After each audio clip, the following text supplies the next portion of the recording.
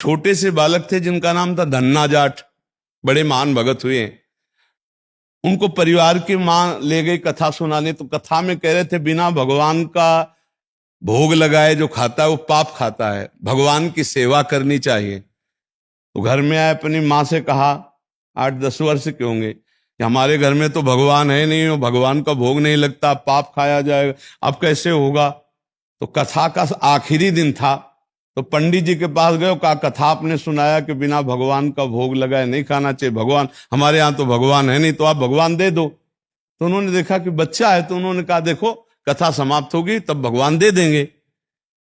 अब वो दूसरे दिन जब जाने लगे तो उनके पीछे चले, भगवान दे दो गुरुजी आप कह रहे थे। तो उन्होंने सोचा लड़का है, इसको ठाकुर जी तो दे नहीं सकते, तो भांग खाते थे, तो भांग का बट्टा ऊपर का, कहा ये भगवान है ले लो। पूरी कथा बड़ी। तो उनका कैसे सेवा करेंगे, तो बोले नहा के नहा देना और पवा के पा लेना, बस इतनी सेवा है। और वो इतने खुशी हो, देखो विश्वास है क्या, भांग का बट्टा, इतने खुशी हो गए कि मुझे ठाकुर जी मिल गए, मुझे भगवान मिल गए। घर में गए, नहाया और ठाकुर जी को ना, वही मतलब भांग के बट्टा को ना, और बाजरे की रोटी, गरीब आदमी सामने रखा, पाओ प्रभु। और वहां प्रभु कहाँ। एक दिन हो गया, तो उन्होंने सोचा हमारे पास कुछ है नहीं, लगता पंडित जी के पास खीर पुआ सब सामग्री थी तो ठाकुर जी पाते, वो बिल्कुल ठाकुर जी मान रहे हैं। दूसरा दिन हुआ फिर वही बाजरा, तीसरा दिन हुआ फिर वही बाजरे की रोटी। तो वो रो रो करके ऐसे भांग का बट्टा पकड़ा, कहने लगे प्रभु हमारे पास नहीं है कि हम तुम्हें खीर पूड़ी पुआ पवा सके, और गुरु जी ने कहा बिना पवाए पाना नहीं, अगर आप नहीं पाओगे तो हम चाहे मर जाएं लेकिन नहीं पाएंगे। उसी समय श्री कृष्ण प्रकट हो गए, क्योंकि भगवान तो सर्वत्र है ना। भांग के बट्टे की जगह में श्री कृष्ण बैठे हैं, उन्हीं की अवस्था का रूप लेके, और वो और बाजरे की रोटी शुरू कर दी पाना। तो बोले देखो तुम कितने निर्दयी हो, 3 दिन से तो हमें भूख लगी है और हमारे घर में ज्यादा कुछ है नहीं, 1-2 रोटी माँ बना पाते, गरीब आदमी, पूरी रोटी तुम नहीं पाओगे, आधी हमें दो आधी तुम पाओ। भगवान ने, और फिर जो लीला का विस्तार हुआ कि धन्ना सेठ हो गए, अपार वैभव उनके। ये है विश्वास, गुरु के वचनों पर बिल्कुल बुद्धि न चलाकर विश्वास।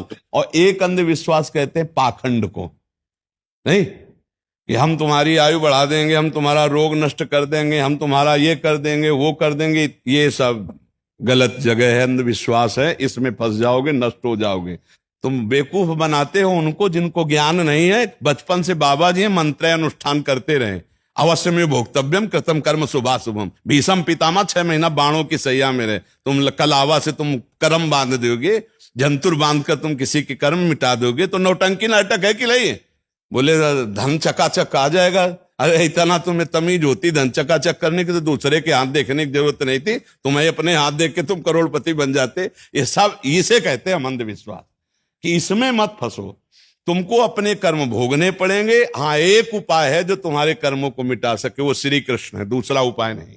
मामेव ये प्रपद्यन्ते माया मेताम, तुम खुद भजन करो, श्री कृष्ण को रिझा लो, वो तुम्हें सुखी कर देंगे, वो कर देंगे सुदामा से सुदामापुरी, ये सामर्थ्य उनमें है। तो इसलिए इसको, इस अंधविश्वास को हम रोकते हैं कि ये ड्रामेबाजी में कभी कोई मत फंसो, किसी के जंतुर भरने में इतनी ताकत नहीं कि हमारे कर्मों को नष्ट कर दे।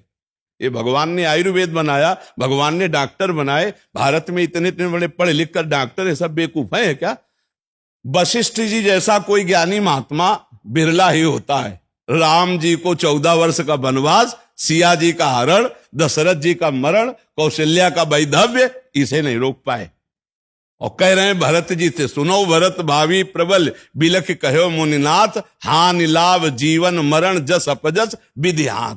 हमारे भारतवासी ऐसे अंधविश्वासी हैं, इसमें लगे। इस बात को हम अंधविश्वास का खंडन करते हैं। अंधविश्वास को अगर मानो तो गुरु के वचन मान लो। बोले राधा जपो, कृष्ण जपो, अब बुद्धि लगाने की जरूरत नहीं, जप के देखो तुम्हारा मंगल हो जाएगा।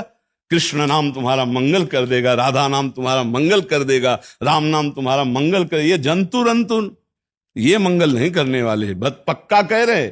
महीना 2 महीना 4 महीना कोई मंत्र जपता होगा तो सिद्धियां अपनी बताता होगा। यहां बचपन से मंत्र ही जप रहे हैं। हमारे ब्रज में एक से एक सिद्ध हुए, बताओ कौन जंतुर बांधने वाला हुआ। एक से एक सिद्ध हुए, एक से एक सिद्ध हुए कि जिनके पीछे भगवान डोलते हैं, लेकिन अगर 2 थप्पड़ मार दिए तो बोले कुछ नहीं, ऐसे ही सह के रह गए। पंडित रामकृष्ण बाबा, पंडित गया प्रसाद जी, एक से एक सिद्ध महापुरुष हमारे ब्रज में हुए। अभी अभी थे पूज्य श्री चंद्रशेखर बाबा, रात दिन भजन में लगने, ऐसे ही रहे ना।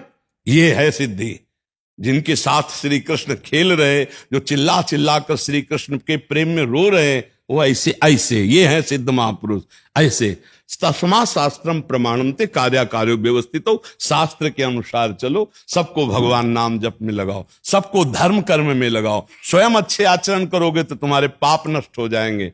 तुम करो पाप और सोचो कि कोई जंतुर बांध दे हम ठीक हो जाए, तो भाई ऐसा सृष्टि में कोई जंतुर नहीं पैदा हुआ कि तुम्हारे पाप कर्म को नष्ट कर दे। वो है नाम संकीर्तनम यस्य सर्व पाप प्रणाशनम। भगवान कृष्ण का नाम संकीर्तन, राधा नाम, राम नाम, इन नाम के कीर्तन से मंगल हो। समझ पा रही सखी?